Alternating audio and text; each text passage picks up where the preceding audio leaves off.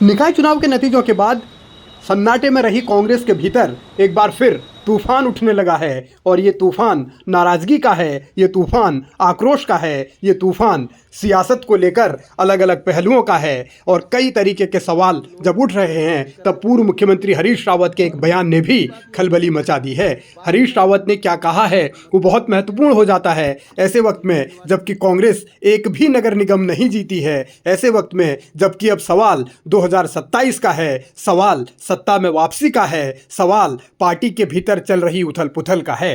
कांग्रेस में जिस तरीके के हालात हैं, वर्तमान में जो परिस्थितियां हैं, भविष्य में क्या होगा उसको लेकर जो आशंकाएं हैं, उन सवालों के बीच जब कांग्रेस मुख्यालय में पार्षद देहरादून के बुलाए गए, जो जीते हुए थे या जिन्होंने चुनाव लड़ा वो हार गए थे, उन सभी को बुलाया गया। और इस दरमियान दावा तो यहां तक है कि कांग्रेस की बैठक के दौरान ही हाथापाई तक की नौबत आ गई, मारपीट तक की नौबत आ गई और कांग्रेस प्रदेश अध्यक्ष को यह तक कहना पड़ा कि वो कानूनी कार्रवाई करेंगे। मसला टिकट खरीदने बेचने से जुड़ा था। इसी बात को लेकर बहुत सारे सवाल पहले से उठते रहे हैं, वीडियो वायरल हुए हैं और उन तमाम पहलुओं पर जो नाराजगी थी वो कांग्रेस कार्यकर्ताओं ने भी जाहिर की। लेकिन इस बीच हरीश रावत का बयान यह आया है कि उत्तराखंड कांग्रेस का संगठन पूरी तरीके से कमजोर है, लगभग उन्होंने फेल बता दिया है संगठन को। ये माना जा सकता है कि कांग्रेस की स्थिति क्या है।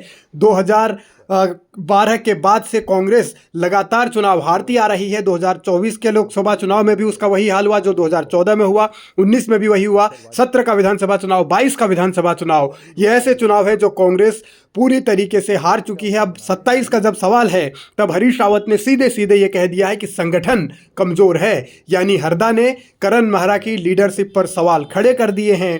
अब ये परिस्थितियां आगे कहां तक जाएंगी, कांग्रेस के भीतर का ये गृह युद्ध आगे किस स्थिति तक जाएगा, सवाल अब इस बात को लेकर भी उठने लगे हैं। लेकिन असल में कांग्रेस की जो स्थितियां हैं वो यही हैं कि एक दूसरे पर आरोप प्रत्यारोप, लांछन और असल में जो मुद्दे हैं वो सिर्फ बंद कमरों तक, बैठकों तक सीमित हो जाते हैं। तो जमीन पर कौन उतरेगा, जमीन पर कैसे काम होगा, यही बात हरीश रावत ने कही है। और इन परिस्थितियों के बीच ये माना जा सकता है कि आने वाले दिनों में कांग्रेस का टकराव और बढ़ेगा और इस लड़ाई का अंजाम क्या होगा इसे लेकर भी अब कयास अटकलें लगाई जा रहे हैं। सियासी बाजार गर्म है, चर्चाओं का दौर तेज हो चुका है, आगे क्या होगा इसको लेकर आकलन हो रहा है। लेकिन क्या असल में निकाय चुनाव के दरमियान टिकट खरीदे या बेचे गए, क्या पैसे का लेन देन हुआ, इसको लेकर अलग अलग तथ्य बार बार आ रहे हैं, अलग अलग आरोप बार बार लगाए जा रहे हैं।